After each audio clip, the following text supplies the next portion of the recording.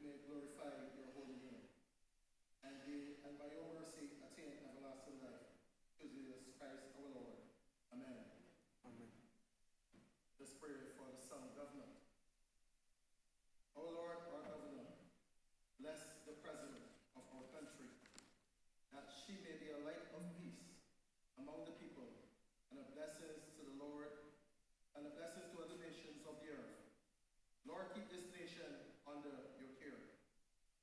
For the Prime Minister and members of the Cabinet, and to all in administrative authority, grant wisdom and grace in the exercise of their duty. Give grace to your servants, O Lord. Let us say the Lord's Prayer.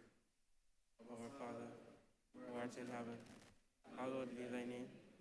Thy kingdom come. Thy will be done on earth as it is in heaven. Give us this day our daily bread, and forgive us our trespasses, as we forgive them that trespass against us. And lead us not into temptation, but deliver us from evil.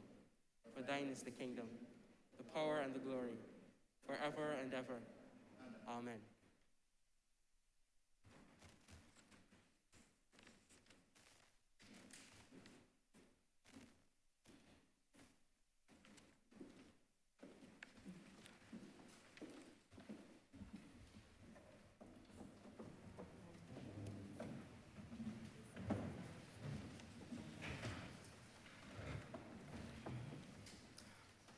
Good morning to everyone. Parliament is now in session.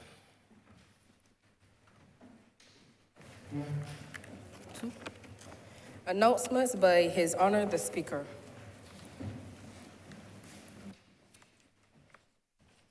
At this point in time, I'd like to just acknowledge the presence of honored and invited guests. The Honourable Charles Griffith, Minister of Youth, Sports, Community and Empowerment. Mr. Ryan Mosley, Manager of Youth Entrepreneurship Scheme. The co-chairs of the Barbados National Youth Parliament Committee. The other committee members of the National Youth Parliament.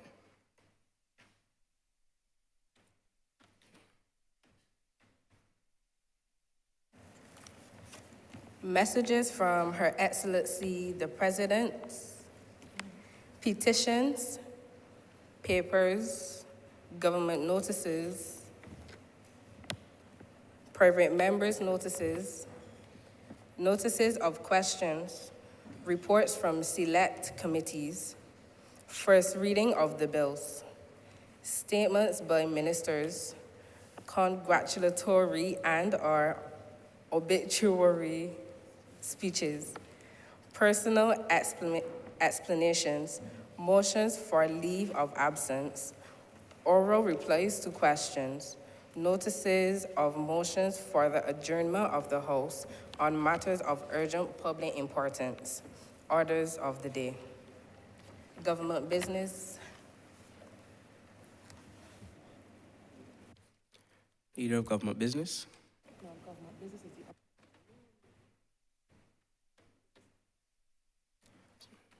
Government business is the order of the day. In the name of Order number one, in the name of the Honourable Prime Minister, to move the passing of a resolution that the Barbados National Youth Parliament, A, in the name of the people of Barbados, and in particular the young people of Barbados, denounce all forms of discrimination in education, and B, urges the Ministry of Education, Technological and Vocational Training and the Ministry of Youth, Sports and Community Empowerment to consider the following recommendations designed to facilitate the evolution of public education into a system that is fit for purpose in a 21st century Barbados. A, the creation of a more inclusive curriculum which promotes lifelong learning, teaches essential skills which are critical for life in the real world, and provides freedom of education for students whose passions lie in the pursuit of non-traditional subjects. B, the integration of pupils with special needs into the mainstream school system, and when necessary, the provision of part-time special needs education in small group settings. C, the greater adoption and integration of technology within the education system and the mechanisms for the delivery of teaching. D, the enhancements of the system of continuous professional development for teachers.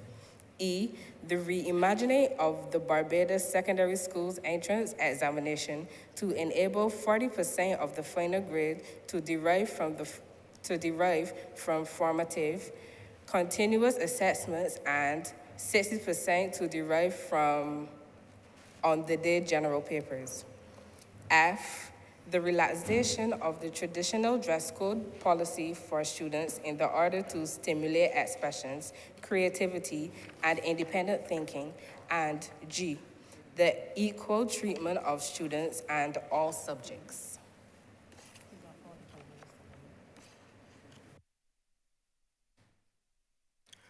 Prime Minister.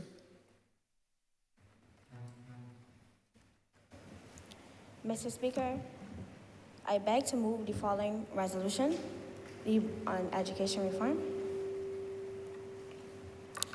Mr. Speaker, it gives me great pleasure to be here this morning, especially during this week, the week of the youth, Mr. Speaker, to speak on such a topic that is as important as this one, and that is education reform, Mr. Speaker.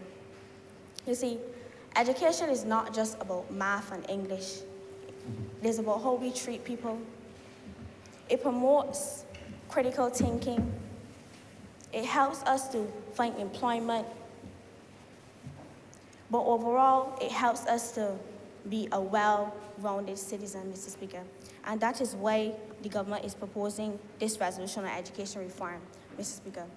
We have to come to a point in time now where we address this issue, where we allow our students in this country to reach their full potential, Mr. Speaker.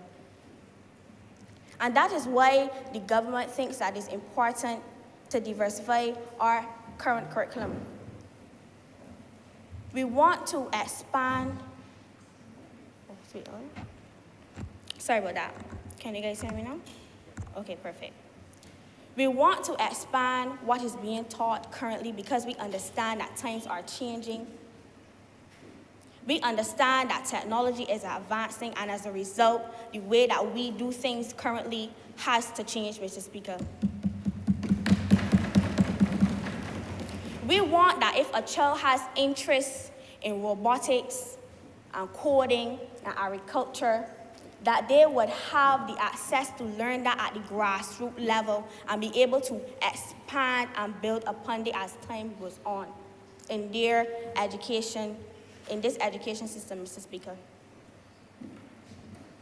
We want our students to know that, to feel comfortable, Mr. Speaker. Before you go on, Madam Prime Minister, I would just like to remind the House to have all your phones turned off or on mute. Thank you very much. Madam Prime Minister. Thank you, Mr. Speaker. Mr. Speaker, we also believe that just because you don't have interest in studying the traditional subjects such as, law, medicine, that you should not be treated unfairly because you have an interest in a subject like agriculture. And I know that we're on a good path as it relates to incorporating these things into our education system, and I want it to continue, Mr. Speaker. And that is why we believe, Mr. Speaker, that we have to diversify our curriculum at this time, Mr. Speaker, because we have to let these children reach their full potential.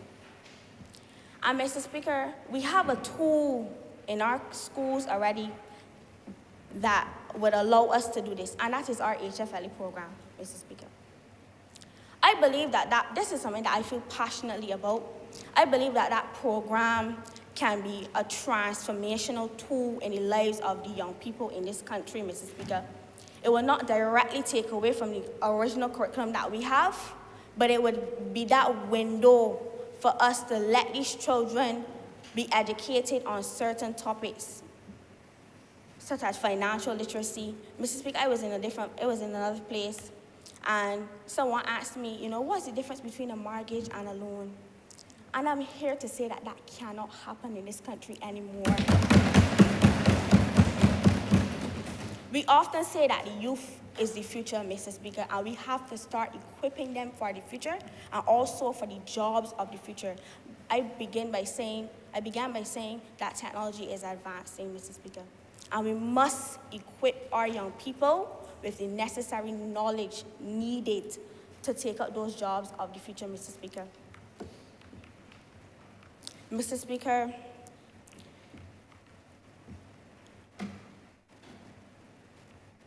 I feel good today to know that we're on our way, but we can do more.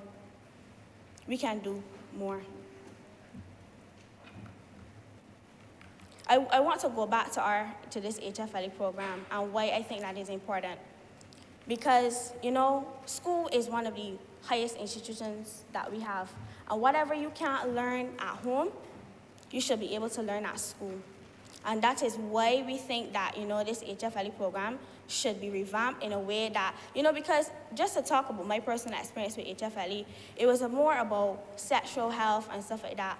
And the honourable member on this side, he will expand upon it and talk about his good experiences that he had with HFLE and how he was able to learn stuff that he didn't have the access to learn at home.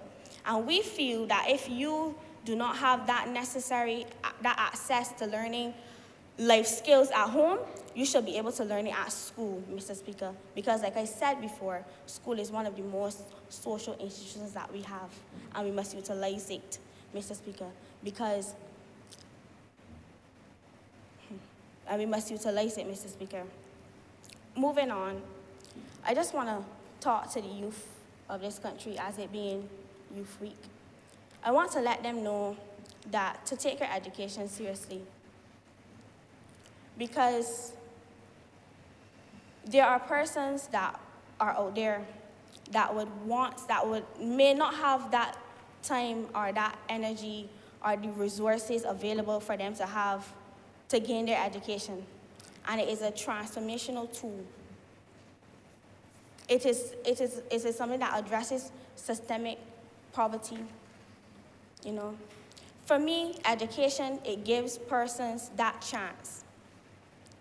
It gives you that chance, regardless of your socioeconomic background, regardless of your race, regardless of your creed. It gives you that chance, Mr. Speaker.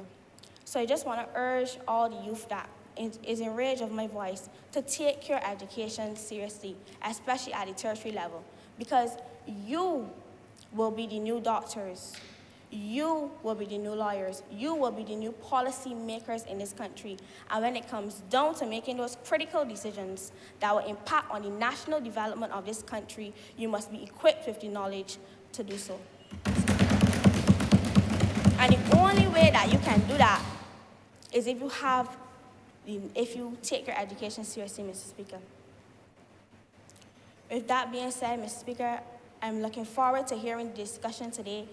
I hope that we leave home the theatrics, because this is something that is very important. And I hope that this will be a solution-based discussion, Mr. Speaker, so that those above us and those that are in authority can listen to what we have to say and subsequently implement them. Because this space that we have right now is a privilege. And I'm extremely grateful to have the opportunity to lend my voice to such an important topic as education reform, Mr. Speaker. So, as I started by saying, we have to start equipping our young people with the necessary knowledge needed to go forward in the future, Mr. Speaker. We have to start catering to their needs, because every child does not want to learn, law and stuff like that. Every child does not have the same interests. But just because you do not have the same interests does not mean that our school shall fail them, Mr. Speaker. They should be able to feel comfortable. They should be able to have the access to that necessary knowledge for them to reach their maximum and their full potential in order to add to social development and national development, Mr. Speaker. that is why the Prime government is Minister, you have 2 proposing minutes these things. remaining. Just remember your time. Yes, please. I'm wrapping up at this time, Mr. Speaker. So like I said, I really do hope that this debate is one that brings forth solutions, because this is a topic that needs our urgent attention, Mr. Speaker. And with that being said, I am obliged to you, sir. I do now, pardon? Yeah. I do now move for this resolution to be passed, Mr. Speaker. You pass that, Mr.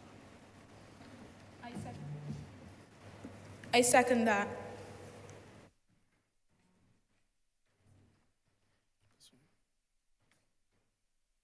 Next speaker.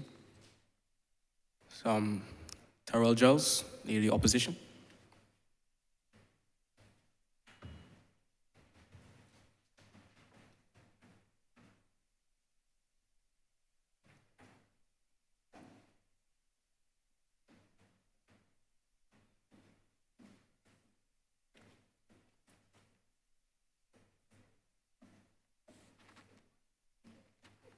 Just to echo some of the sentiments from our Prime Minister, some salient words spoken.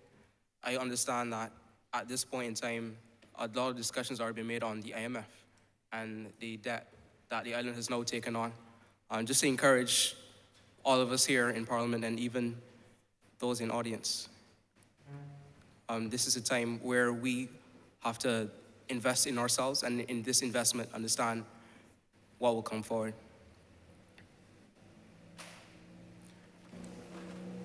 Good morning, Mr. Speaker. Good morning to the other side. Good morning, guests. And good morning to the opposition. And before we reach the climax of this debate today, I said, before we reach the climax of the debate today, I just wanted to acknowledge and thank those from the different levels of schools and education in Barbados, be it secondary, I see primary, and I see tertiary here today. And it is important that we have representation from all of them, sir, because this debate largely is surrounded by all of them. And it is indispensable, sir, that we must understand that just like many of the other topics that we debated, be it gun crimes and irrelevant punishment associated with them, sir, be it public health, education is one of those topics that we cannot afford to politicize, and that is what the opposition has not come here to do today. Just like gun crime, sir, we recognize that the gun doesn't care what political party you're associated with. Neither does education, and neither does public health. And sir, that is why the opposition has prepared a solution-based, comprehensive, and meticulous approach today to this debate. And our educational system has worked. It's worked, it's been good throughout the years. But sir, the times are changing, as the leader of the government business said. And if we do not seek to upgrade and get better with the times, we'd soon realize that we are preparing our students for a test match with a T20 strategy. And anybody who knows cricket knows you cannot go to a test match with a T20 strategy, or you end up out by midday. And sir, one of the things we want to thank the government for today, the government of the day, of course, Oliver Sikat, sir, he has his own school in the US. And his focus was on closing the attainment gap in the US. Because, sir, I have the statistics here. If your family makes $100,000 or more, you have a 73% chance of completing tertiary education. However, he noted that if your family made $65,000 or less, your chances then reduced to 15%. And if your family made $33,000 or less, sir, your chances were even decreased more to 10%. And sir, I thank the government for the return of the free education because we don't have that problem in Barbados. Our students, just over 1,000 of them who benefited from the return of the free education at the University of the West Indies, sir, the first cohort graduated last year, just over 1,000 of them. And sir, I'm proud to say that I am one of them, and I am proud to say that I am now excelling in my field of study, just like many others. And my family certainly does not make $100,000 or more per year.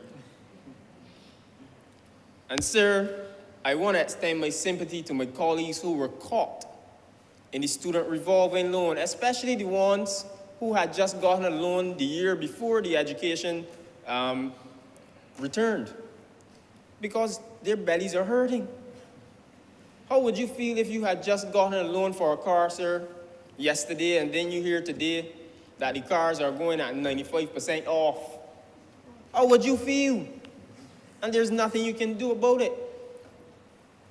And some academics may say, unfortunate, but not unfair.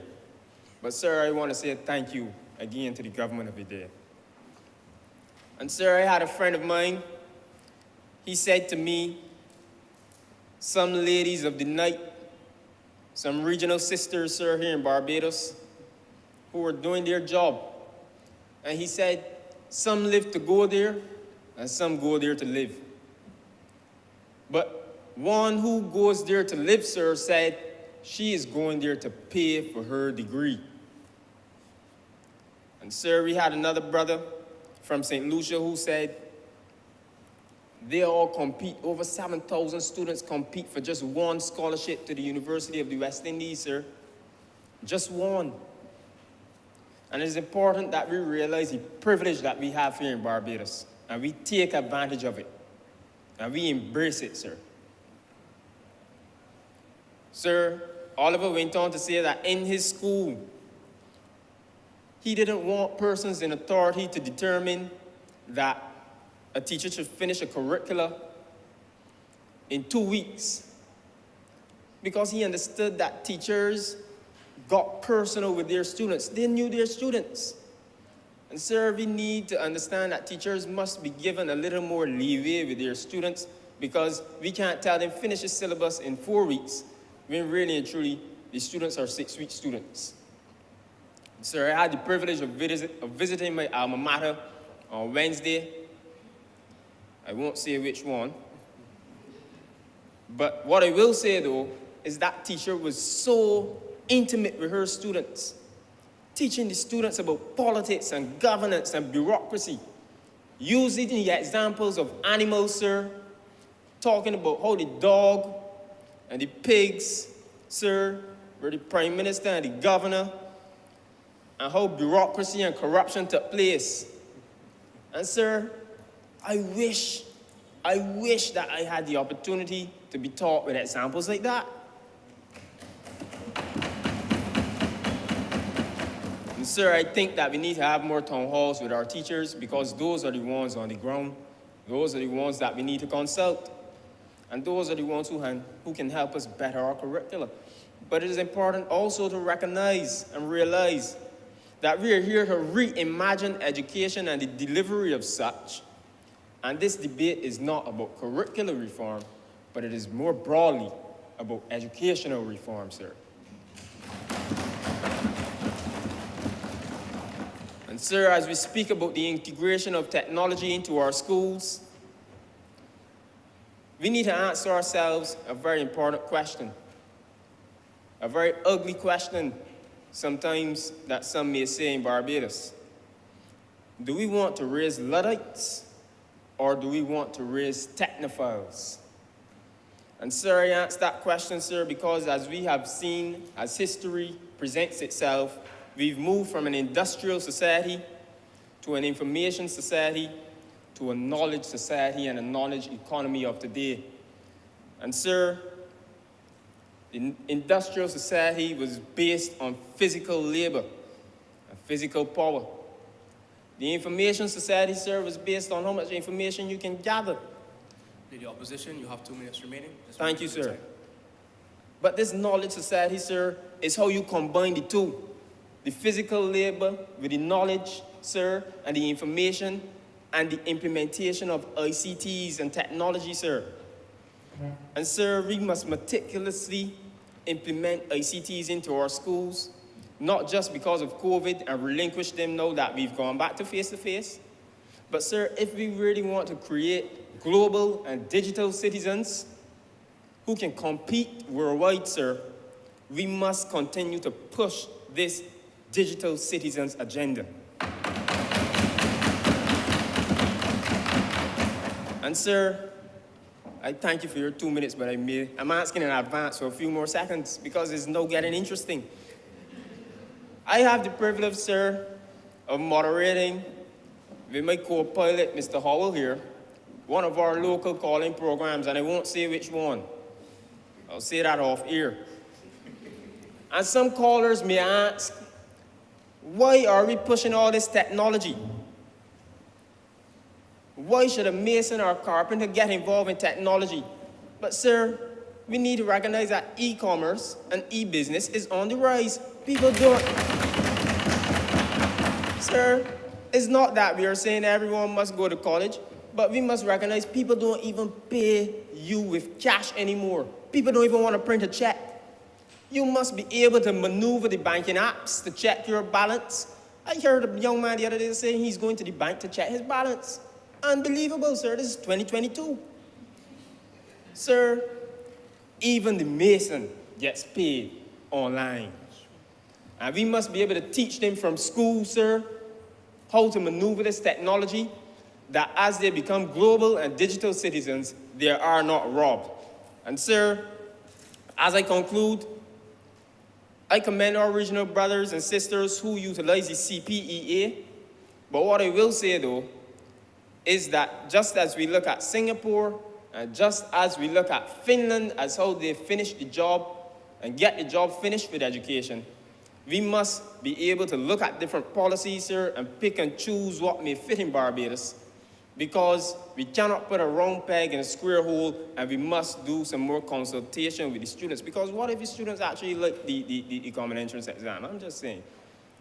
And sir, as I seek to wrap up once again, the rules, sir, with the hair. Imagine we suspend persons for nappy hair, sir, and tidy hair. As many writers, like our very own Nikolai Peters once again expressed, that no longer are our colonizers policing the hair, but our own black people are policing the hair, sir. And sir, when we suspend persons for this year, they're just missing school. Then we ask them to repeat a year. What education are they gaining at home? And sir... Honourable Leader of the Opposition, Thank you, wrapping sir. up? Yeah, I'm wrapping up. In fact, I'm just getting back to my closing point here, sir, that in a knowledge economy, sir, sometimes you may never even see your employer or employee. They don't care what hair you have as long as the job is being done. And we recognize the tardiness of the MP for the city of Bridgetown today, sir, because there was another fire in the city this morning. And I wrap up by saying I extend my sympathy and empathy to those families. And as the MP for the city of Bridgetown seeks to implement and mobilize persons from the fire service, sir, to educate persons in the city, I say let's do this on a national level. Let's educate them all about fire prevention. Sir, I also say, let us educate our children about Honourable contracts Member, and what's I not. hate to out your fire, but Thank the time you. is over. Thank you. I'll allow my team to expand and expound on what I was not able to touch. But sir, I really want to say, we must continue to Honourable educate Member, our people. have a seat. Thank you very much.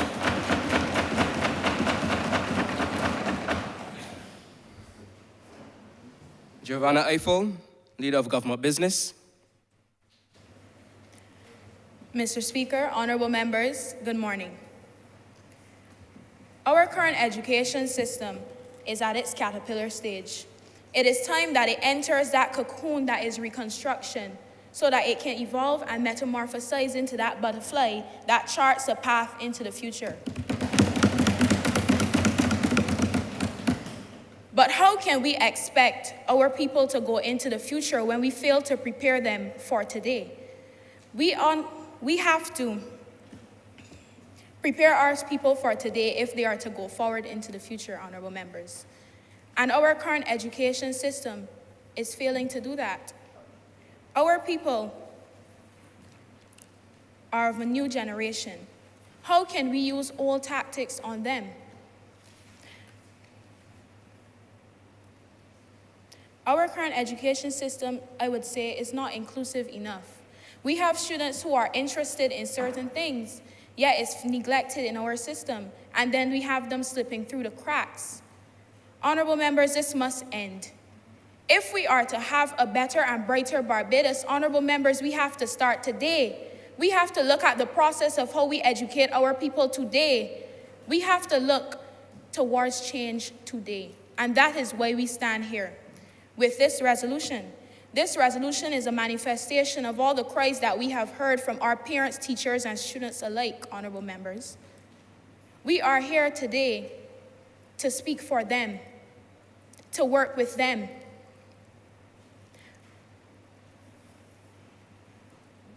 Our curriculum needs to include more of the skills that will prepare our students for the future.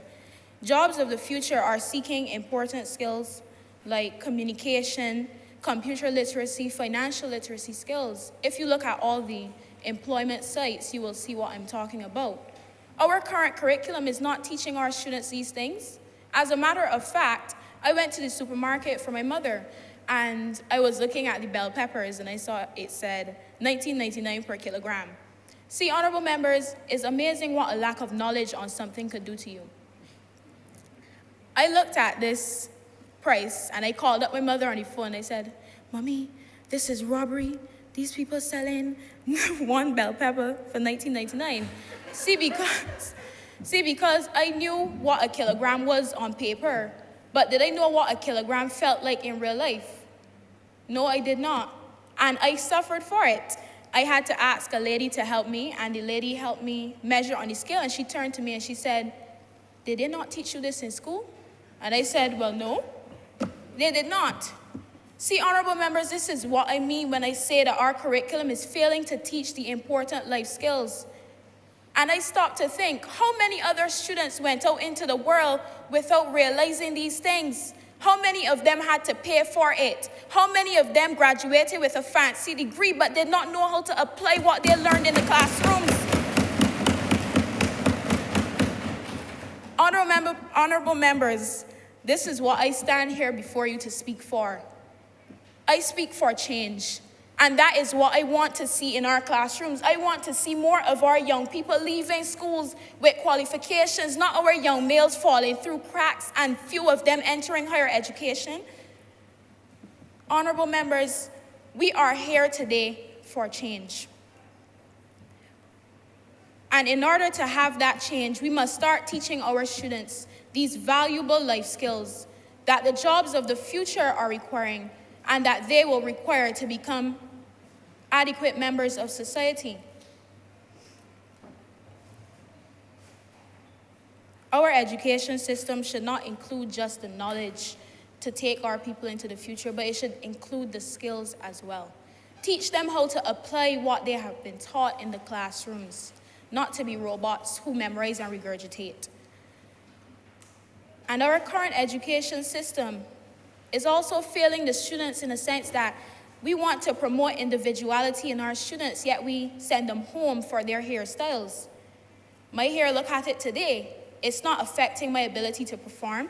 So why is it that in our classrooms, we are putting students out of class time because of something they could not control from birth? As a matter of fact, while we're on that topic, let us speak to the integration of our special needs students into the mainstream classrooms, because they too are crying out. They too want to be included. Honorable members, while we're on the topic of inclusion, let us speak about computer literacy as well. Our classrooms, our education system is failing to include the necessary skill that is computer literacy as well.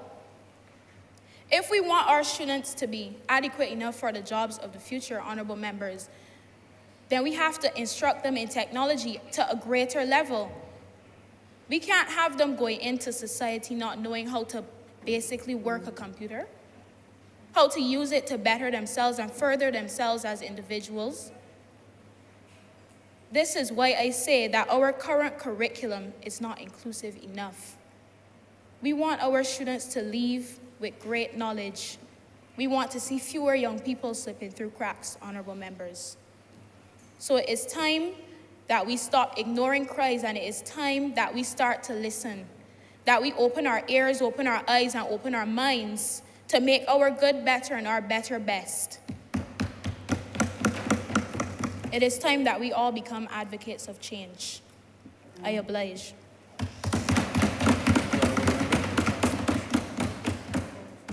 Leader of Opposition Business, Shakim Howell, you have the floor. Thank you, Mr. Speaker. Good morning, honorable members, the distinguished young faces that join us today in the public gallery. It is with a heavy heart that I come to say to you today, the academic arena of this country is not awake. It has been sleeping for too long, honorable members, and it is now time for us to lend our voices and ask these giants of knowledge, these guardians of our nation's core, to get up, uplift, and transform this country. For too long, we have seen persons who have been entrusted with the tremendous privilege of the Locus Parentis Act, who is supposed to safeguard and protect and nurture our nation's future, not understanding the fullest extent of their duties. It is time that we have more passionate teachers who come to this institutionalized system understanding what it means to be a teacher. The time has come, my friends, where we no longer sign persons into classrooms just off of their bachelor degree, their associate degrees, and their CXCs, but ensure that they pass through the halls of Erdeston before coming to impart knowledge on our nation's children. The morals and virtues that we need to have passed on to our next generation of citizens, Mr. Speaker, is very important. There is a vast divide with ageism within our educational system. We must recognize that at least at some point, people may not be fit for purpose in the environment that they exist, but may be better agents for change, creating and providing literature for the transformation of this system. We need to acknowledge that this is a generation of young people, comrades, that need to be able to not just be the digital natives that they are, but be empowered to be ultimately connected to transform this nation forward. My friends, I speak to you today as a dyslexic student who got lucky in this country. Because my mother had an interest in teaching and did an early childhood course, she was able to identify the tendencies within me and took me to the Caribbean Dyslexic Center in Haggett Hall, where many people don't even know that that institution exists, to be able to be tested and evaluated today, that I can stand among you, competent to speak, competent to deliver, competent to be present among you today.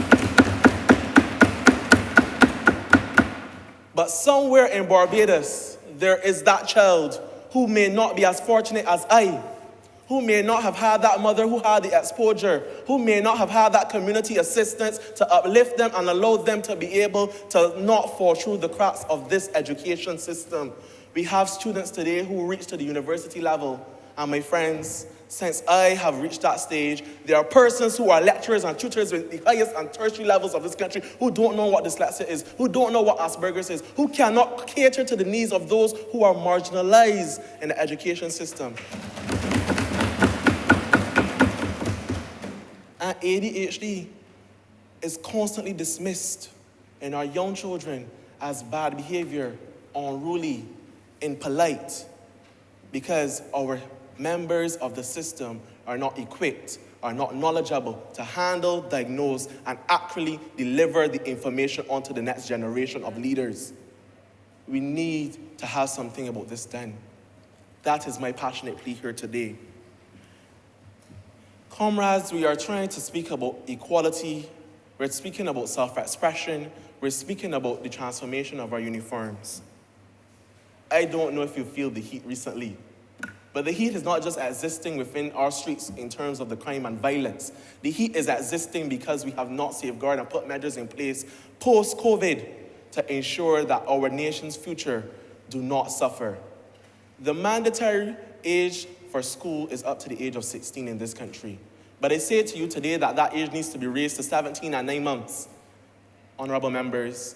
Because since the COVID-19 pandemic, we have had too many children who are not fortunate like you or I to be able to be readmitted to an academic system to safeguard them from the vultures of this country, from being exploited through underemployment or being unemployed at a 40% rate among youth in this country. And we need to safeguard them. We need to ensure, my friends, that we have every single building block in place. Because a house that is not built on a strong foundation will crumble. And my friends, I will say to you today this: the youth of Barbados are suffering for it. I commend the ministry for having their gateway initiatives, for having their next steps initiatives. But many young people are unaware of the opportunities out there to them. And what is the point of pumping money into programs and they're not known about? Honourable member, you have 2 minutes left. Mr. Speaker, thank you. I ask at this stage, my friends, what are we doing in this country? What are we doing in this country to liaison with the stakeholders on the ground? Because policymakers are not fit to shape educational policy if they do not have the robust discussion with those on the ground. And you may ask what I'm speaking about, Mr. Speaker. Education officers must have been teachers before, seeing what the flaws are before becoming education officers. Persons working in the Ministry of Education must understand the system that they're trying to shape. You cannot come to the top and expect that you will get the foundation fixed. It is like putting up a Christmas tree and just putting on the star at the top. Where are the lights? Where are the ornaments? Mr. Speaker, youth and student life. We speak about having persons engage in extracurricular activities and having the all-round 360 complete approach to education. We speak about the implementation of skills and vocational programs. But still yet today, Mr. Speaker, we have older grammar schools who don't see it important to do the CCLSC program. And these things must become mandatory to safeguard the future of this nation. And Mr. Speaker, you might ask what I'm speaking about when I say the CCLSC. It's a program by the Caribbean Examination Council, normally facilitated between second and third form just before you go to prepare for CXCs. But what that program teaches are the key rudiment principles to prepare our children for CXC. You have your group projects and your SBAs. You build the camaraderie necessary and the interpersonal soft skills that are needed for teamwork and collective and growth development. But then we have a very big problem, because how can we get them to the CCLS stage when we have funded the CPEA, the Caribbean Primary Assessment, the research? All the other OES islands are using this program, thriving from the social studies, the civics, the mathematics, and the literature arts. And we have created this program. We have CSE headquartered here, and we're not making use of it. It is baffling to me. It brings me to the next labeling cause on my heart. Today, Mr. Speaker, one more. Yes, Mr. Speaker, I'm wrapping up. Thank you. Mr. Speaker, it hurts my heart that we have come to this stage in this country where we have a leader, globally recognized, but when this leader was in the grassroots positions of cabinet and was the Minister of Education, she advocated for EduTech, and still we were not ready for COVID. We were not ready to have our children digitally literate to be able to use things like Google Suite and Microsoft softwares. And that is the scariest thing to me. Because where has the money gone in education? Where has the finances gone? Because time and time we speak about reform, Mr. Speaker, and we spend all of this money with no results. We appoint boards and committees succession after succession. Widen sixth form opportunities. Every school is supposed to get assets from just now, but still yet, we are behind the margin of the marathon by a mile. Mr. Speaker, I do oblige to you. Thank you, Honourable Member.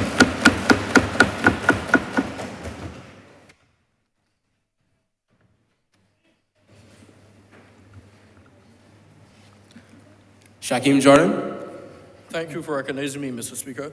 I am not sure how often members on this side are grateful that, or I should say are in favor, per se, with what members on that side is saying. But I must commend the honourable member for his opening remarks, because it's actually the foundation to what I come here to speak today. Though I was told not to come based on medical reasons, I still had to make the effort to come here. The reason for that, sir, is I raised this morning to show my support and to also offer my contribution to this resolution. Reason being, not only is it innovative, it actually includes individuals with special needs. And sir, over my years of developing and going through school and traversing communities across this island, it has been a topic that has grown closer to my heart day by day. And as I limped up the stairs, I was also reminded that most of the buildings within this country is not even fit for purpose for individuals with special needs.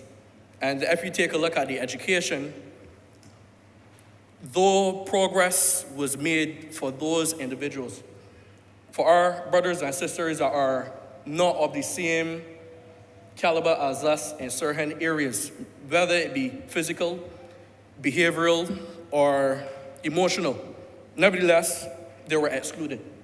If you take a look at the Education Act of this country, though it had been amended numerous times, never was the speech, the rhetoric within the document was assuring that individuals with those challenges will have the support of the government, will have the support of the country. And these individuals have dreams, aspirations, and hopes, just like me and you, sir. Through you, if you allow me to, I just want to express experience I had in my life where when I entered the gates at Paddock Road as a first farmer, I was confronted by two young ladies that are hearing impaired. And though the school had me in awe, that had me speechless. Why, sir? Because coming from a primary school system where individuals that are differently able than me were not included into the mainstream system, it was a foreign thing to me. And though it had me speechless, sir, is one that had me intrigued, and I had to question, how are the young ladies getting through? How are they managing? Because it is an unfamiliar thing. Nevertheless, the parents took the burden and took the plate of financing that venture for the children, which, in my opinion, that should be something that the Ministry of Education should have allocation for. As I said, not many times members on this side are in agreement with members on that side. Education takes up a good set of funds that this government receives through, it be loans or it be through taxes, and nothing is, or no allocation or no provisioning is made for individuals with special needs. Nevertheless, those young ladies continued and progress and become productive citizens in this country. The transitioning from school into work was easier for them because they had the opportunity to interact and to engage with individuals that are not like them. So it was a competitive advantage for them as individuals, the individuals in this country that has a special need. And they got the job over individuals that probably had other measures. And Sir Wilson, on that point, I also want to provide another example of which, when these individuals, when our brothers and sisters are given the opportunity, how they grasp it and take it to the next level. The former president of the Senate, Ms. Carrie-Ann Eiffel. Honourable Member, just for a point of order, not to you, but in general, when one is asking for permission to leave the house is mandatory or is precedent to ensure that the speaker acknowledges you first before you leave the presence of the chamber. Just as housekeeping, Honourable Member, please continue. Thank you, sir. I hope you would reinstate me a few minutes for that intervention. Nevertheless, I'll grant you a few seconds. Continue. a few seconds. A few seconds. Nevertheless, the former president of the Senate, Ms. Carrie-Ann Eiffel, a woman of many firsts. She was the first female to hold that position of being the president of the Senate. She was also the first individual with a disability to hold that position as president of the Senate. When she was given the opportunity to transfer from the Irving Wilson School to a mainstream school, such as Combermere, she grasped that opportunity, excelled, and went on to going to the university and receiving sociology and another degree, can't recall it right now. Nevertheless, it was a perfect example of how once we give our brothers and sisters with special needs the opportunity, they will grasp it and take it to the next level. Sir, I would like to go even further.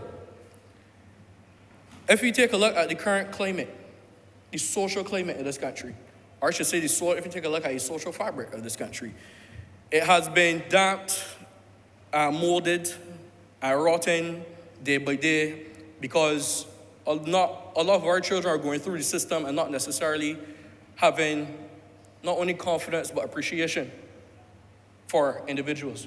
Honourable Member, you have 2 minutes and a few seconds. A few seconds. Nevertheless, sir, thank you for the indicator.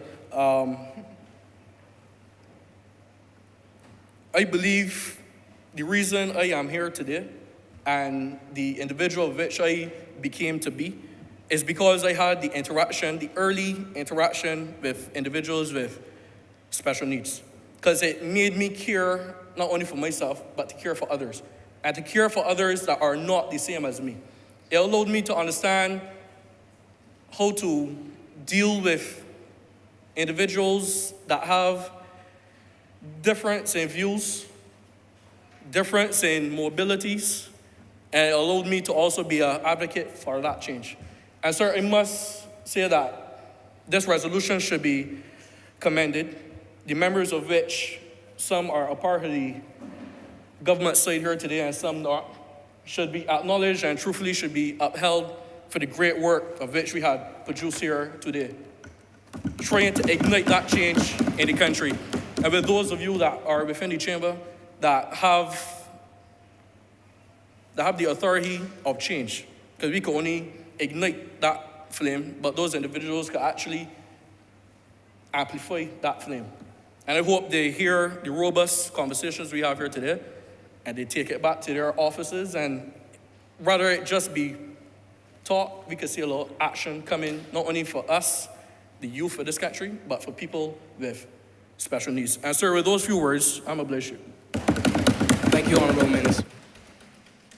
We have the Deputy Leader of Opposition, Nathan Simpson. I'll remember you have the floor. Good morning to everyone. Sir, this morning, as I sat here, sir, from the members that spoke, it's clear that we all understand, sir, the importance of education reform. But, sir, I'm a bit concerned.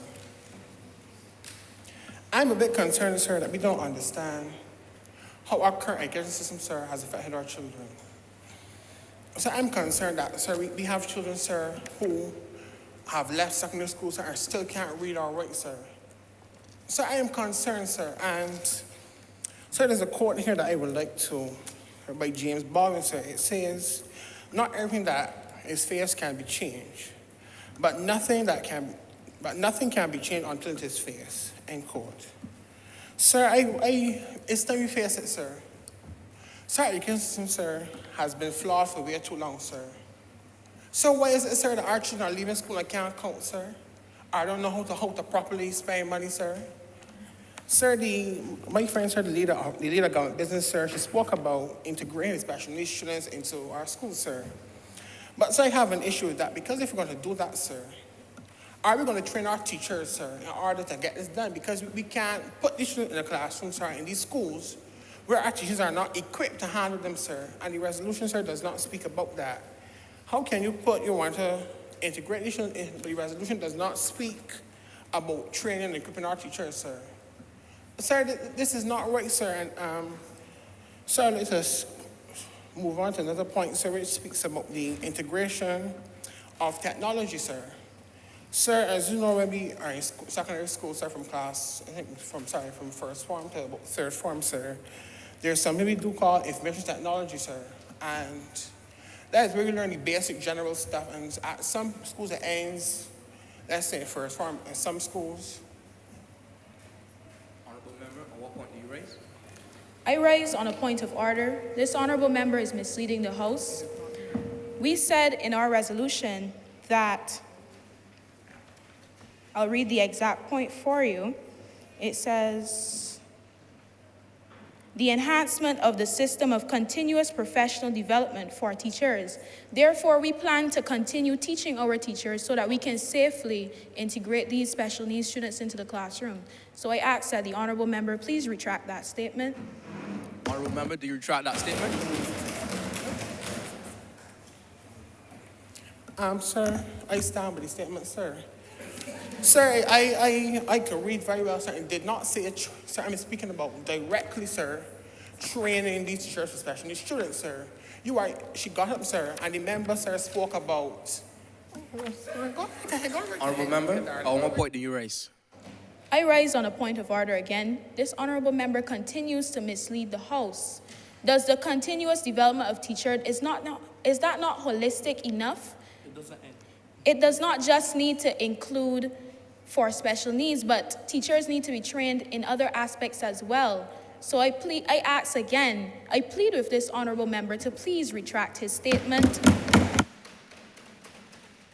Honourable member, there's been a second request for you to retract those statements. What say you? Sir, as I said before, sir,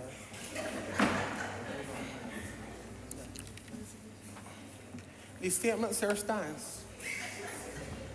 But I shall move on, sir. As I was speaking before, I was interrupted, sir. And so I think I should get on my time, sir, for the time she got up, sir. But anyhow, I'll leave that there. But, sir, I want to speak about this. I was speaking about the information technology, sir. Sir, we spoke about integration of things, sir. But if we are looking to do that, sir, I think that we waited too late, sir. We are not trying to catch up the rest of the world, sir. Because at most schools, we only go to, I think, is third form, and then we cut, and the students have to choose as an option. So I think that this should be mandatory from first to fifth. And even with our teachers, so I think that a requirement to become a teacher, I think you should be able to be versed in technology. I don't understand, sir. We're in the teaching system for years, sir. And during online classes, you had to ask your students, how you set a link now? How you use Google Meet? Honourable member, at what point do you raise? Go ahead. Oh, I was ready to give away, sir.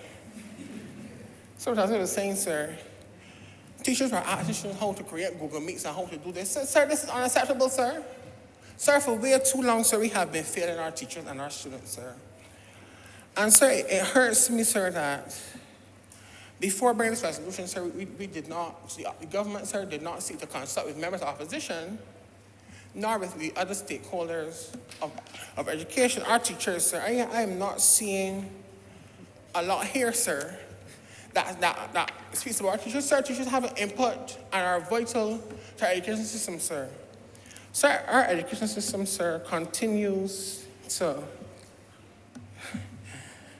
leave our students behind, sir. Sir, I am scared, sir, for my sisters coming to the education system, sir. Sir, some of our brothers and our sisters, sir, have to come through this education system, sir. We either got to catch up or left you behind. Sir, this is unacceptable, sir. And opposition come to them, we are standing for this nonsense, sir. Sir, this is a lot of... Sir, this is not acceptable, sir. Let me use a different word, sir. Sir, I am bait. I'm happy, sir, that the government understood that this is very important and they brought a little something to the table, sir. But I'm saying add some more, fluff it up, sir. Sir, I won't use the words that I used last time, sir. But Honourable says, sir, do something more with it, sir. Season it, yes, as the opposition leader says, sir. Sir, add some more to the resolution, sir. And so I want to speak about, quickly, before my time is coming to an end, about the treatment of our students. I'm reminded you have 2 minutes remaining. That's enough time, sir. So I want to speak about the equal treatment of our students and our teachers. Sir, I think that our teachers need to be trained in empathy, sir, and how to deal with our students, sir, because, sir, you had a situation, sir, we enter class, bullseye! Sir, sir, the teacher knows if I had a good or a bad day, but they come inside, I can remember spoke or not, I can, no, sir. Sir, if it was about to kill myself, sir, but I ready to go along, sir. So I think that we need to train teachers in these things, sir. And I'd like to our students need to be trained how to communicate with our teachers, sir, because I think it's a two-way effect. Because how you respond to me sometimes is how I respond to you. And I think that teachers need to know how to diffuse the situation. Because if I come in and they feel a certain way, we don't know morning how they dig hard, our teachers should be trained, sir, to at least diffuse that and come across with some empathy, sir, be empathetic to our students. So that's something we really need, sir. So let's not only focus on our curriculum and reforming this, sir, but also let's train our teachers in these things, sir. Our teachers know how to deal with anger management, sir, conflict, sir. Sir, the last minute I got, sir, I would just like to use this time, sir, to say to everybody, sir, that this morning, sir, we didn't come here to politicize this, sir, but we came here to understand, sir, the importance of the reforming education system now, sir. Sir, we are far too long gone waiting for this to happen, sir. It needs to happen. It is time that change come. Thank you, sir. Thank you, Honourable Member. Caleb Broch. Caleb Broch, Honourable Member, you now have the floor. Thank you. Thank you, Mr. Speaker. Sir, I wrote to spoke about technology, but I'm happy to see that the opposition recognized that we need technology in our schools so that no child in Barbados gets disenfranchised or they're marginalized in these growing modern times. But I will still continue. Sir, our traditional education system once focused on the inputs, but now in these modern times it has transferred to the outputs of education. And by doing that, sir, it allows every child to want to learn and to want to be engaged in the traditional subjects that were not seen as engaging, now to be fun and more engaging. Sir, our Chief Education Officer, Dr. Ramona Archer-Bradshaw, she recognized the importance of education in our educational system because she knew that education and national development are connected.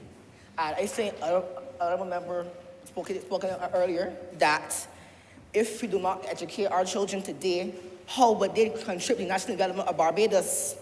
Barbados is that place where we hold our education at a very high esteem. And I know every member in here would like to see that education still remain top and world class internationally. Sir, I would like now to touch now on the 4 C's, which I think are critical, which would be critical thinking, communication, cooperation, because, sir, the same, our Chief Education Officer again stated that these 4 C's are critical in helping developing our children into the world of work and lifelong learning. Sir, it also creates a much more engaging classroom because through research through the Pew Center, it stated that 92% of teachers were much more persuaded to use online teaching because it provided them with the educational materials required to cater to every educational level, because so not every child learns at the same pace. And by doing that, sir, it allowed every child to be able to get education and process it in their own way, which will help to the benefit of Barbados, sir. Sir, other thing I also like to say is that this is modern Barbados, sir. No child in Barbados shall have to be left behind or be marginalized. Not in modern Barbados, not in 2021, not 2022, sir. And sir, I'd like to touch not on tertiary, since someone spoke about it earlier. I know I speak for, I guess, the majority of you Parliament when I say that we will keep supporting free education in Barbados, because as Honourable did that were his two philosophies, that free education remain in Barbados and remains friends of all and satellites of none. And that is why, sir, I say that every you Parliament here will be happy to keep free education in Barbados, because, sir, as the Honourable Leader of Opposition said, it allowed children who are not financially able to go to get that tertiary level education so they can develop in Barbados. And sir, since to my closing, since everybody spoke on it before me, I support education reform as a new parliamentarian, because as a dyslexic child, I'm not able to sit amongst these esteemed persons and speak about education and how it needs to be improved to better cater to both me and I don't call it other side, Mr. Howell, because, sir, we need to be able to have change now. Too much talk has happened. We need the action. And sir, that's all I have to say for now, but I'm obliged to you. Thank you, Honourable Member. Honourable Member Abby Tanis, you now have the floor. Thank you. Good morning, Mr. Speaker. Martin Luther King Jr. once said, "The function of education is to teach one to think intensively and to think critically. Intelligence plus character, that is the goal of true education." It is important that we as Barbadians take the initiative to make sure that as the world around us is evolving, so is our educational system, hence why we are here today. I would like to highlight a couple issues in the resolution, but I would also like to give some possible solutions that I would like the government to take into consideration. Firstly, I would like to highlight subsection F in the resolution, where it states the relaxation of the traditional dress code policy for students in order to stimulate expression, creativity, and independent thinking. Again, I would like to caution the government to being vague when giving a resolution to the opposition. The government fails to say what the actual term for relaxation actually means. Does it mean optional? Does it mean seasonal? Does it mean, depending on the season or the weather, that children will be given a grace period for wearing more appropriate clothing, like the heat wave that is currently going on?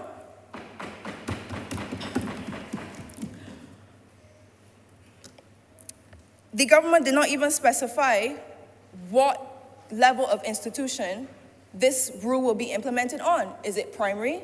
Is it secondary? And what will happen to those students who cannot afford new clothes to wear every day to school? Is it even every day that they have to wear these clothes to school? Mr. Speaker, these were the questions that I would assume the government would have put in the resolution, but once again, I am disappointed. Secondly, I would like to draw your attention to subsection G in the resolution, where it states that the students and all subjects are treated equally. I cannot emphasize how important it is to be politically clear when bringing a resolution to this honorable House. What exactly does this clause in the resolution even refer to? Is it academic equality, gender equality, racial equality, subject equality?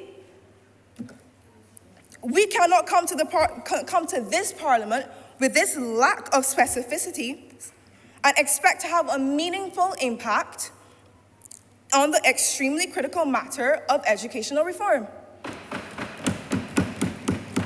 We owe it to the students and to the future of this nation to seize this opportunity to enact meaningful reforms and not to treat these matters carelessly, Mr. Speaker. Lastly, I would like to encourage the government to not only look at the physical reforms, the physical aspects of educational reforms, but also to look at the mental aspect of educational reforms. I think we can all agree that based off of the last debate, it is very clear that we have an issue with students not completing, and when I say students, I mean on the secondary level, they're not completing their studies because of mental health issues, and the pressure of the educational system. Honourable Member, just a few seconds. This is a notice to everyone in Parliament. At this current point in time, I would encourage everyone to have your phones on silent or off. We cannot have the proceedings of Parliament being constantly interrupted. Thank you so much for obliging. Honourable Member, continue. Thank you. I think that it's vital that as we are evolving our educational system, that our students feel, especially our students who are having issues, feel comforted to know that they have a safe space. So I suggest that we make it mandatory to have child psychologists on staff at all times. Now, I know you will say, well, that's why we have guidance counselors. But I am here to tell you, as a student myself, that it is not in the guidance counselor's job description to look so deeply after our students' mental needs. And even so, Mr. Speaker, not all schools even have guidance counselors. So that is my solution to the government, and I do hope that they take what I said into consideration. Thank you. I oblige to you.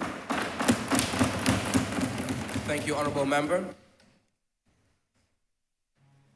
The Honourable Member, Sarah Bisra, you have the floor. Honourable members, Mr. Speaker, good morning. The education system of today is failing the students of the 21st century. For roughly 6 hours a day, 5 days a week, we spend endless resources in education, waiting eagerly for well-rounded students to emerge with the tools to push this nation forward. So why then is it students feel underrepresented? Why then is it society values exam success and not development? Why is it we are not doing more? These are the questions, Mr. Speaker, we need to not only ask, but answer, and this resolution seeks to answer. The government has a duty. In a world that constantly challenges and changes, we have promised the citizens of this country the tools to not only survive, but thrive. That is the true power of education, and why I stand here today to support this resolution, specifically designed to facilitate the evolution of the public education system. Before I continue, I would like to clarify Clause G, the equal treatment of students and all subjects. Throughout this resolution, we have put things in place. I thought it was implied, but I will expand. The creation of a more inclusive curriculum seeks to speak to all subjects being included. The pursuit of non-traditional subjects seeks to speak to all subjects being equally treated. The equal treatment of students speaks to non-mainstream students being students with special needs being included into the mainstream education system. The enhancement of the system of continuous professional development for teachers seeks to give teachers the tools to make sure that all students are able to survive in this system and thrive. And that is why we said the equal treatment of students and all subjects. Honourable Member, at what point do you raise? Sir, I raise on a point of order. I know the Honourable Member said that she's misleading the House, sir. I just want it on the record. She said that she thought it was implied. Sir, when we get these statements with such ambiguity and vagueness, sir, we cannot just assume. We need to be more specific. As my side was rambling and trying to figure out what do they mean by equal. Their equal may not be our equal, and that may not be the equal for the students upstairs if you ask them, sir. Thank you, Honourable Member.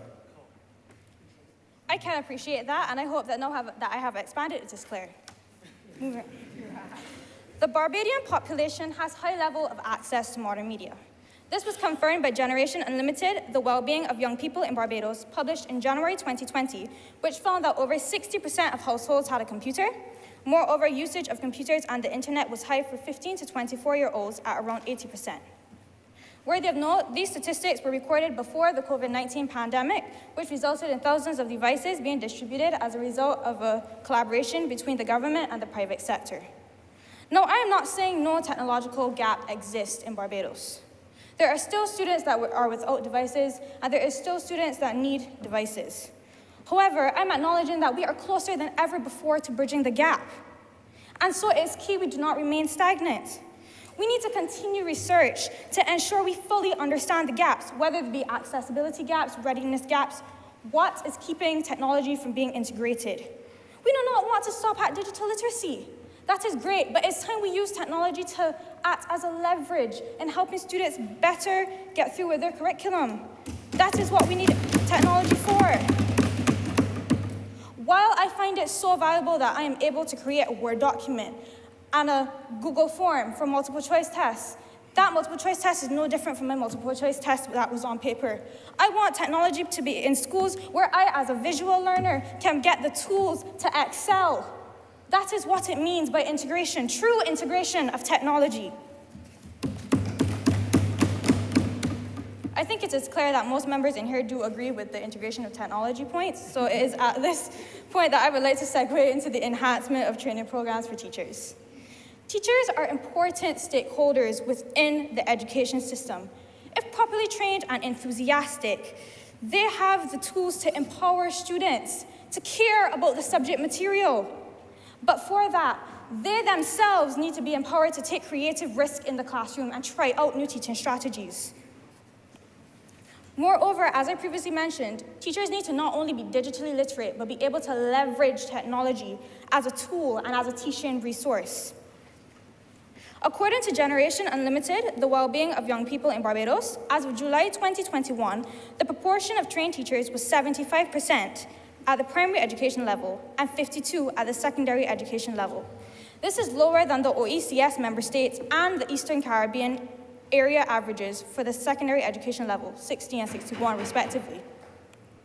These statistics further emphasize the need for continuous training programs for teachers. How can we expect teachers to adjust classroom needs every day, nurture, empower, if we do not give them the tools to do so? We cannot underestimate the power of great teachers, and as a government, we know this. Hence why pre-existing programs exist, such as the ones offered by Erdiston Teachers College, and the Media Resource Department also informs teachers of massive online open courses so that they can develop at their own time. But this is not enough. We need to enhance this. Teachers need to be given the opportunity to learn at more frequent intervals, every midterm, and On what point do you raise, Honourable Member? Mr. Speaker, I raise on a point of order. Because the Honourable Member would have sat on the other side of this chamber and heard me speak that the government currently has a policy in place that we continually to send teachers into these environments unqualified. So then to come here and allude to continuous training, in the first place, they were never qualified to be teachers. Because I am an excellent student and have first class, I have a first class honor. Please have a seat and allow the Honourable Member to continue her speech. Thank you very much. I recognize in my statistics that there are teachers that are not well trained, and hence these programs, supposed programs that are in place, such as these courses, are not doing enough. I do recognize that. So it's at this point I would like to continue to say what the enhancement would entail. Honourable Member, you now have 2 minutes. We would like to encourage more collaborative approaches to training programs. Specifically, peer review lunches, where teachers can discuss with each other with the hopes that they find new learning strategies and implement them in the classroom. Additionally, another proposal is to allow teachers to observe each other's classes so they can give peer feedback and perhaps have a group reflective session afterwards. Well, these informs... What point were you raising?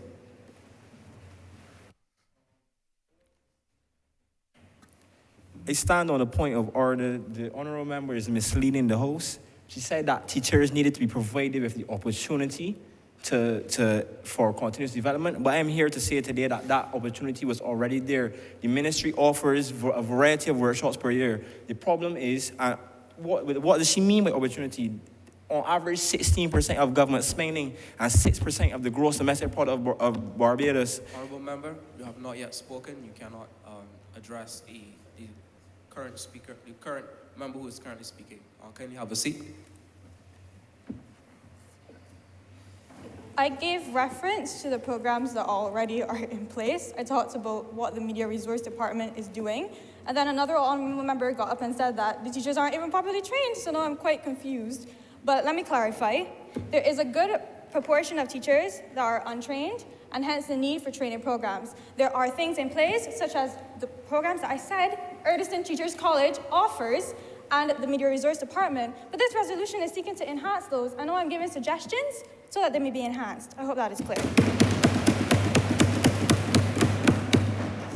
We've given enhancements for peer review lunches, more informal sessions where teachers can discuss, get in the classroom, interact with their peers, find out new learning teacher strategies. We also understand the importance of more formal facilitations, such as those offered by experts in the field, and hence where these are concerned, we would like to encourage relevance. Keep finding out what these teachers would like to learn and keep supporting them in that way and making sure that these programs reflect that. In conclusion, education is valuable, not only for the economic development of this country, but for every single Barbadian. It is the key for evolution. With the gift of paid tuition fees, we have assured the Barbadian citizens quality education. Now we must do our duty.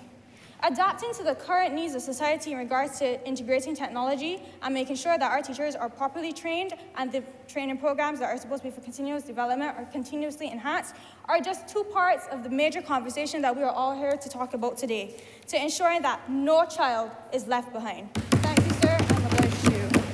Thank you, honourable member. Member of the opposition, Tyson Holder. Honourable member, you now have the floor.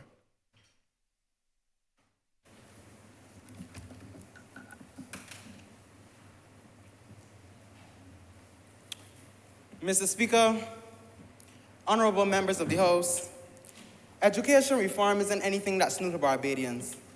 As we know, the reformation of the education system was set to take place in 2021, but was delayed due to the COVID-19 pandemic.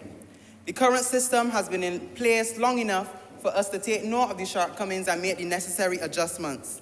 So I'm not here to debate whether or not the education system needs to be reformed or not, because it does. What I'm here to debate against is some of the proposals mentioned in this resolution.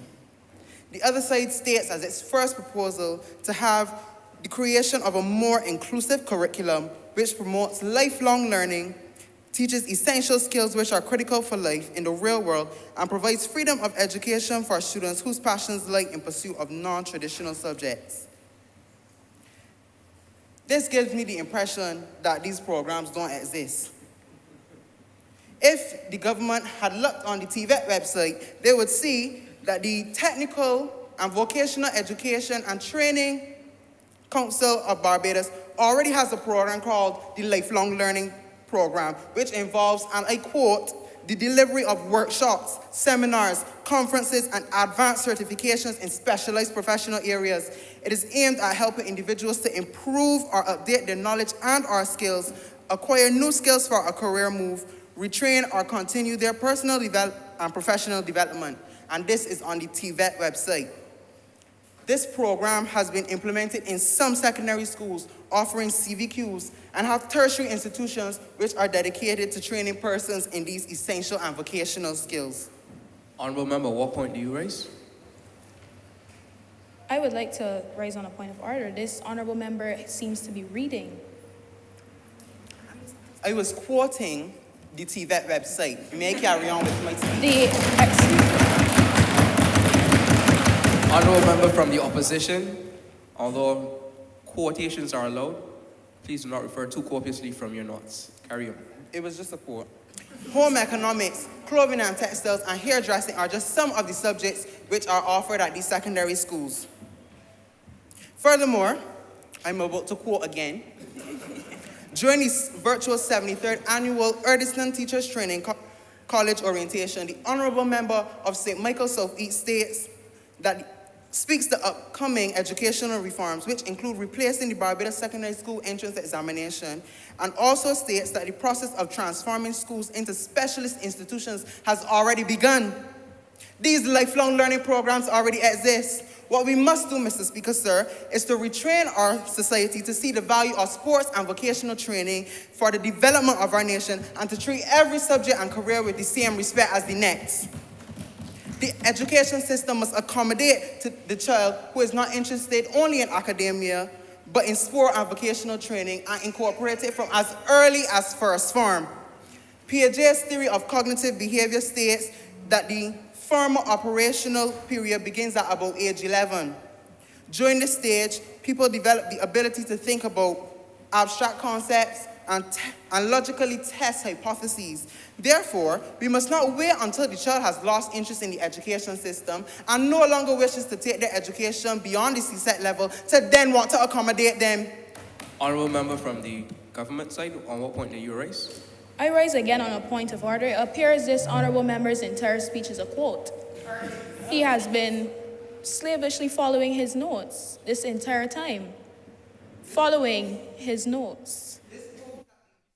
Already out there. All they needed to do was look for it. Order from the opposition. Order in the House of Assembly. Thank you. Prevention is better than cure, Mr. Speaker, sir. The leader of government business spoke beautifully about allowing persons to express themselves through their hair, yet it is not included in the resolution. Instead, they propose the relaxation of the traditional dress code policy for students in order to stimulate expression, creativity, and independent thinking. And before you stand, the Britannica Dictionary states that the dress code is a set of rules about what clothing may or may not be worn. Speaks nothing to here. Let me state clearly that I am absolutely not in favor of removing traditional dress code. A school's uniform is its identity, and I'm about to quote another study before you stand. A study entitled School Discipline, School Uniforms, and Academic Performance by Bowman and Herskova examines test scores and student behavior in United States, Canada, and 37 other countries to determine whether school uniforms affect student discipline. The findings show that, I'm quoting, students wearing a uniform listen better with lower teacher waiting times, as well as the fact that peak performing students have the highest level of discipline. However, what I am in favor of is dismantling the colonial rule that prevents students from expressing themselves through their hairstyles. As expressed by the Minister of Education in Guyana, a person's hairstyle will not affect their ability to learn.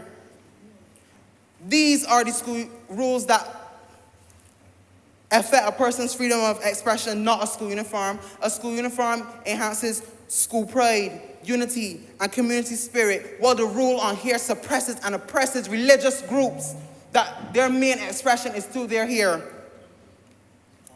Honourable Minister, on what point do you raise? Sir, I'd like to raise on a point of order.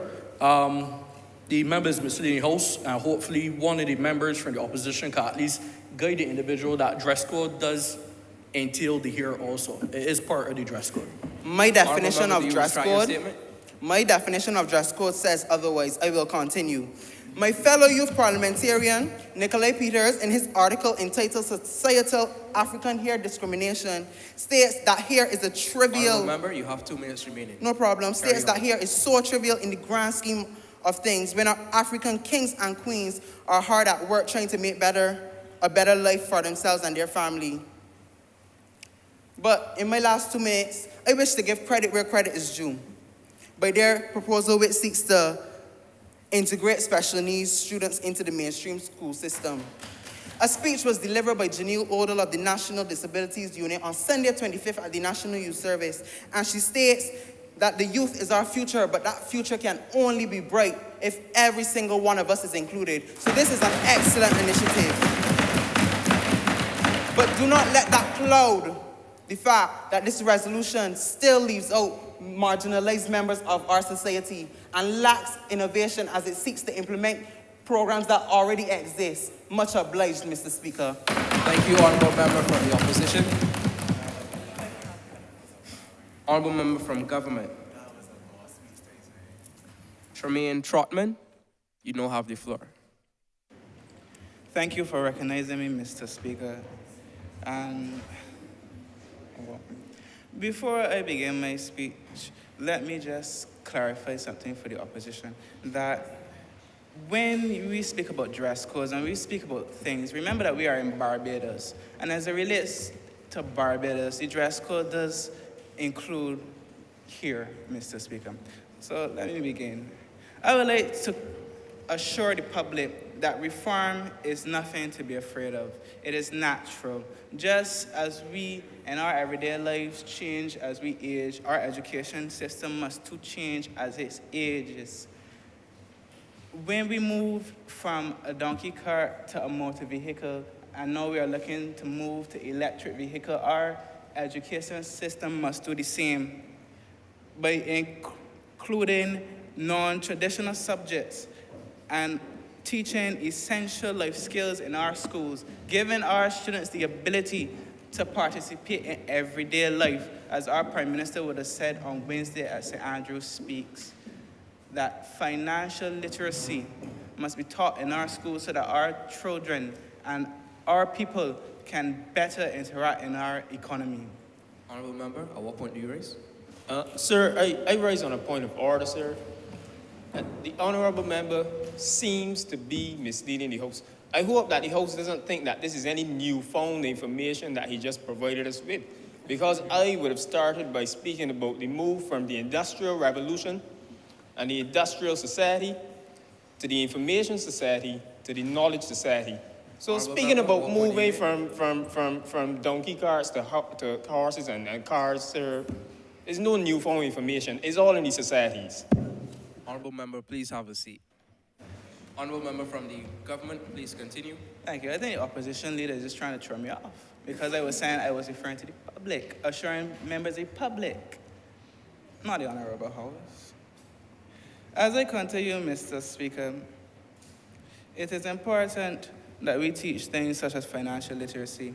It is important that we include subjects that are not, as the Prime Minister said, known in society, such as law and to become a doctor, medicine.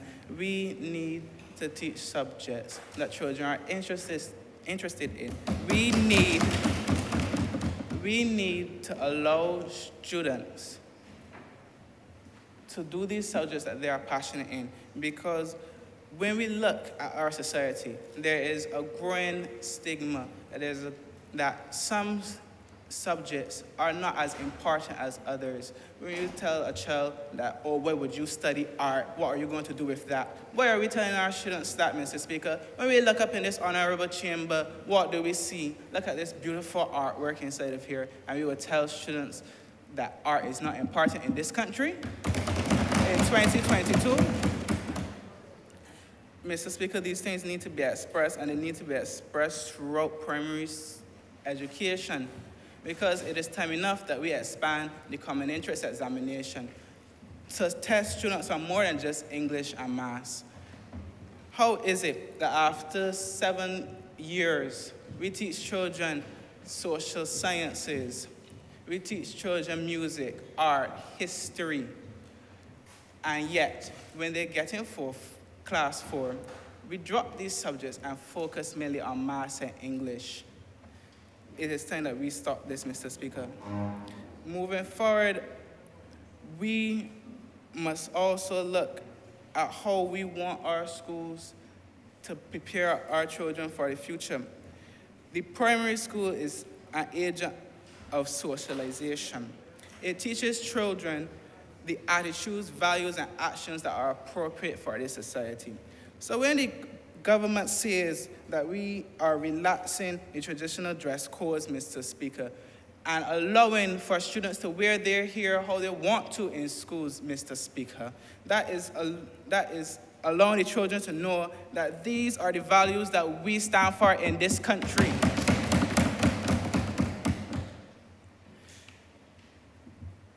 Going for, as a republic, Mr. Speaker, we must identify ourselves and point out what is it that we want to stand for. We must teach history, not only of Barbados and independence, but how it came about. We must teach political science within our schools, Mr. Speaker. How can we have people in our country who do not know how Parliament operates? These things. Honourable member, at what point do you raise? Thank you, Mr. Speaker. I raise on a point of order, Mr. Speaker. The honourable member is misleading the House because he's not speaking about the teaching of political science in our schools, but he clearly doesn't understand that the curriculum is already structured to have social studies and civics, in part of which is simplified social sciences. Please understand the system in which you're educated in. Well, if the honourable member had that opportunity, I did not. So if some schools are teaching it, I would again refer to the resolution, which says the equal treatment of students and all subjects, which means that all students get equal opportunity to learn these things within school. Mr. Speaker, as I continue, we must reimagine what our school system looks like. As I was mentioned earlier, moving to electric vehicles, we must allow the institution to be the body, the chassis of the vehicle, the wheels, the economy, the battery or power source, our culture, and the interior parts of the vehicle. Let them be the students, the teachers, and the education officers, so that as we move into the 21st century, we can truly say that we are preparing our students for the future, that we are creating a more inclusive society. Honourable member, you have 1 minute remaining. Yes, sir, I am wrapping up.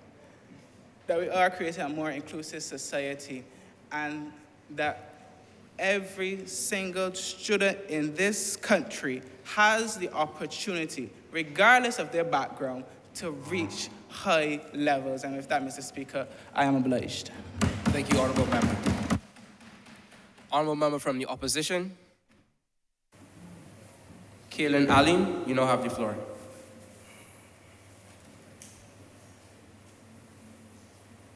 Today we're here to discuss the education system in Barbados and the changes that need to be made.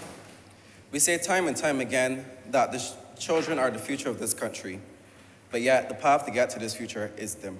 And the resolution that the government has presented here today does not lighten this path anymore. I advise the government to go back to the drawing board and bring a new resolution to do something for these children.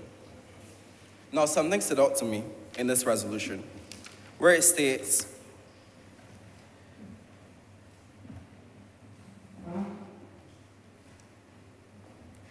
in a significant minority of students consistently scoring below 30% on the Barbados Secondary School entrance examination. And I asked, what will we tell these children year and year after? This system is not fair because it's like asking a fish and a monkey to climb the same tree. The notion that we will, and as the Prime Minister said, the notion that we will continue to write off the children at the age of 10 and 12 and 11 is the greatest strategy of a post-independence Barbados, as she said during the swearing ceremony of the new government at the State House. It has to go, and you have to get rid of it completely. A solution that we can use the CPEA, the Caribbean Permit Exit Assessment, offered by the Caribbean Examination Council, which will count for 80% of the overall grade and the other 20% from school-based assessments will be done over a 2-year period. The CPEA is better than the Barbados Secondary School entrance examination, seeing as it not only tests math and English, but also includes in the curriculum science and social studies. We can also imagine some of the schools in our society, where these schools focus on catering to the soft skills of the students that attend these schools, but also giving them the option of having classes that were to teach math and English so that these students will still be able to get a job after they finish their secondary education. In conclusion, we need to do something, and we need to do it now, because as a very prominent activist of this country, who I have the honor to be speaking in front of this morning, The system has flawed the young people. And it has flawed my parents' generation, it is flawing my generation, and it will not allow it to outflaw the future generations of this country. I oblige. Thank you, Honourable Member from the Opposition. I would like to acknowledge the presence of the Honourable Corey Lane, Minister of Parliament, the Parliamentary Secretary, the Minister of the People Empowerment and Elder Affairs. We are very grateful to have you be a part of our discussion. It is essential that the members and the leader core of this island is present as these discourses continue. Also like to acknowledge the members of the Arlene School and the Deputy Principal being present in the discourse. The question is that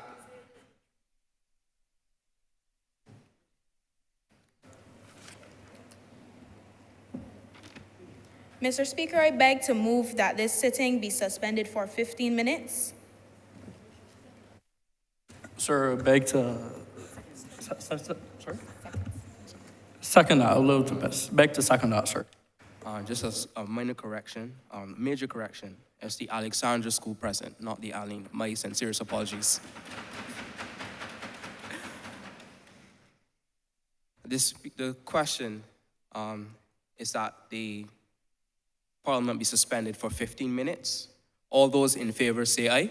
Aye. All those not in favor say nay.